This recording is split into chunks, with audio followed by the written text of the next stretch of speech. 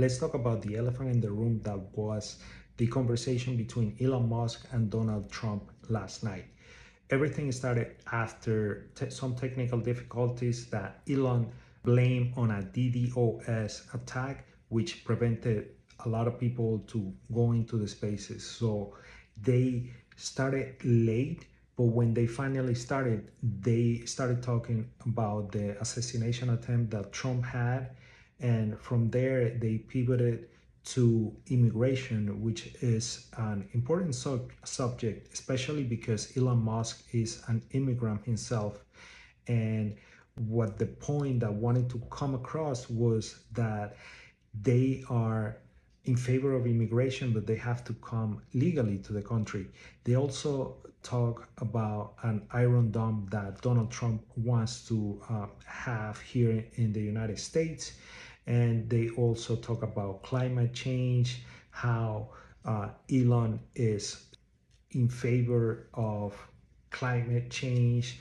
Of course, I mean, he's the owner of Tesla, and how Donald Trump, at least what he said, is that he's not against EVs, but what he's against is of banning all gas cars. They also talk about infrastructure, which is also a very important subject, because if you ever been somewhere else or overseas, you know that you can take a train or take a public transportation from point A to point B, be in one place, and take the train and be in somewhere completely different in a matter of hours. Just with a train, you don't have to drive or you don't have to do anything else, something that for us here in America is pretty much non-existent.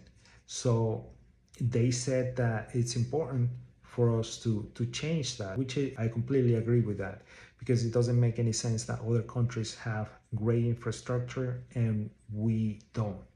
And they also talk about the economy, how things that have happened in the past years, and I'm not saying just 3 years, but probably 4, 10, 15, 20 years have just brought us to all massive inflation, and just how hard it is for the American people to just go to the grocery store and just buy groceries, because it doesn't matter if you get a raise or if you get another job, everything just happens to be expensive.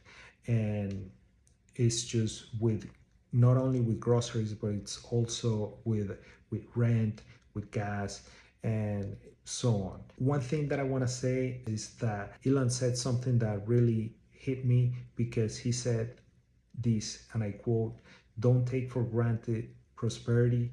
And it really hit me, because that happened to my home country in Venezuela, which it was the richest country in the Americas.